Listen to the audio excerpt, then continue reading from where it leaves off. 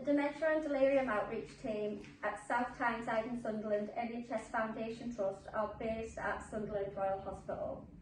The aim of the team is to support patients with or at risk of developing cognitive difficulties such as dementia and delirium whilst they are in hospital.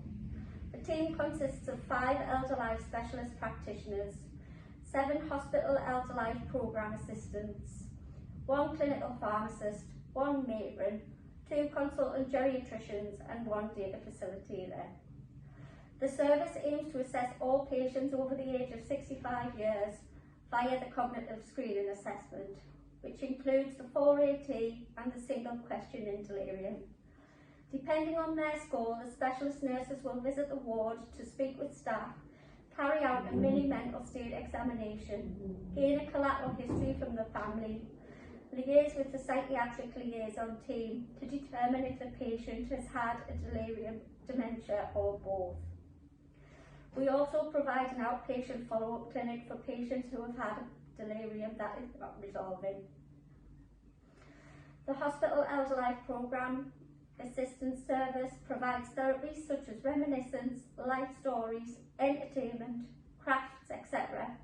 to patients either at the Alexandra Centre or at the bedside. However, under the current circumstances, our helper service has been limited to bedside therapies due to COVID. We also have a role to support carers, staff with information, education and specialist input to the wards. In the future, we hope to expand our service to cover South Tyneside Hospital and also to develop a community service for patients who have a protracted delirium. Welcome to the Alexandra Centre, the home of the Delirium Dementia Outreach Team at Sunderland Royal Hospital. This is just a short video to show you the department that we work in. Here we have the information area where we have a whole host of leaflets with regards to the service that we provide and other supportive services throughout Sunderland and South Tyneside, as well as some reminiscence equipment on display. As you can see, the environment is very important to us, and we use contrasting colours for those people with cognitive impairment and visual impairment so they can distinguish between areas and objects. We have a dignity room that Jessica will go into more detail about later, as well as a meeting area and a breakaway room.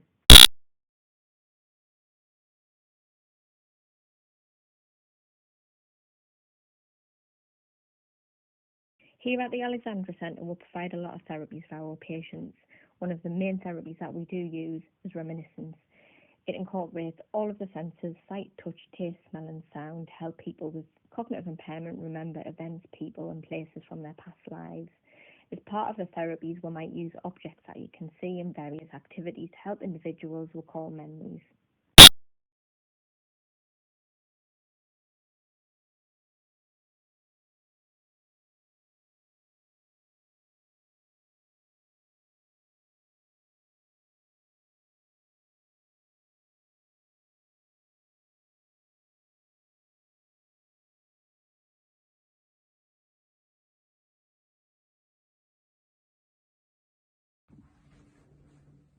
Welcome to the Dignity Room at Sunderland Royal Hospital.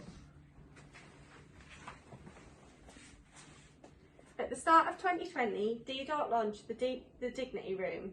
This allows staff access to clothing, nightwear, underwear, footwear and also toiletries for our patients. When in hospital, many patients unfortunately do not have access to clothing and toiletries. This could be for many reasons. It could be that a patient has came in as an emergency admission and therefore don't have any clothes with them. Patients may come into hospital with supply of clothes, however due to extended stay in hospital they may run out and need these to be taken home but don't have anyone to do this for them. This unfortunately leads the patient to wear hospital pyjamas, gowns and split back nighties. This can leave the patient feeling very vulnerable, disempowered and also parts of the body can be exposed. The aim of the campaign is to provide patient-centred care, promote privacy and dignity and improve the patient's self-esteem. Patients who wear hospital gowns are less likely to get removed due to exposure that they are vulnerable to. Appropriate clothing helps to remove this barrier.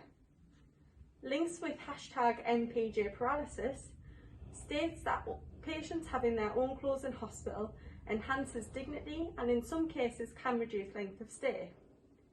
For patients over the age of 80, when they spend 1 week in bed, it can lead to 10 years of muscle wastage and deconditioning.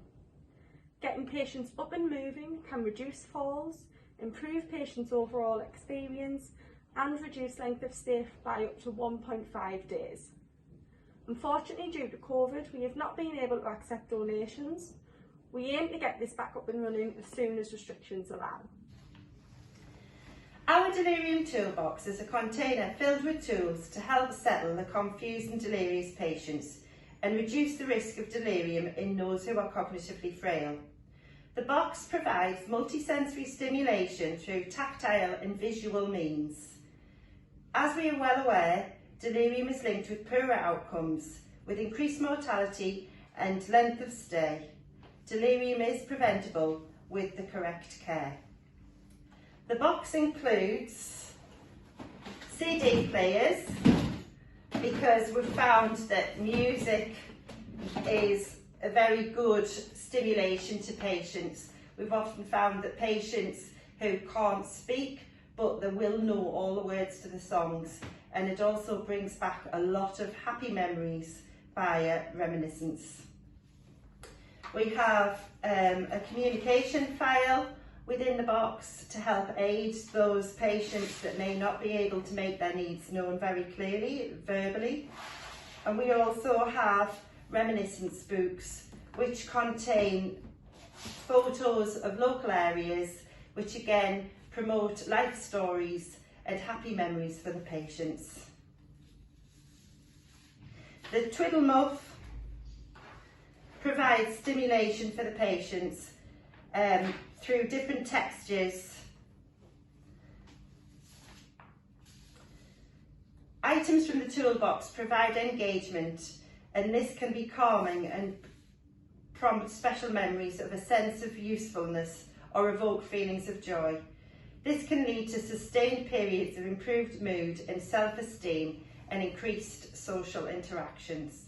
Reminiscence therapy seeks to tap into long-term memories using props such as pictures and photographs, favourite songs, toys, sounds and everyday objects from the past to help people to recall their personal histories from child and adulthood and provide comfort and enjoyment to them. It also opens up topics for conversation with the nurse. The patient often is found to feel more confident and relaxed, and this can help them to speak out with authority on events from their past, such as their working lives or families. We found that the Delirium Toolbox is a great source of a great aid to the nurses on the ward when they're given one-to-one therapies with the patients. It sparks up good conversations, it promotes good communication and often calms an agitated patient. Unfortunately, due to COVID, we haven't been able to use the Delirium Toolbox, and this has been a bit of a shame really, because obviously COVID has brought back its own problems with delirium. We do aim that when we get back to normal, that we can promote this toolbox to be used on the wards and in inpatient areas to calm the agitated patient. Hi, I'm Emily and I work with DDOT, the Delirium and Dementia Outreach Team. I'm a hospital elder life programme assistant. I used to work on ward E52, and then the opportunity came up to work with DDOT, and it's been the best thing I've ever done.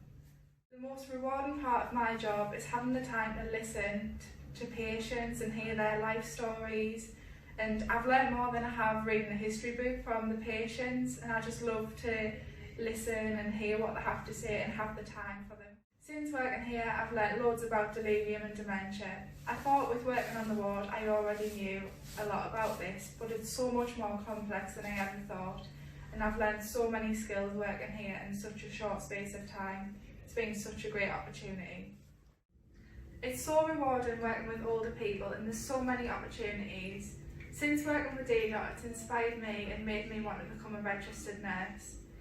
Since then, I've then applied for my NVQ level 3, which is the first step towards that, and I'm so grateful for it all.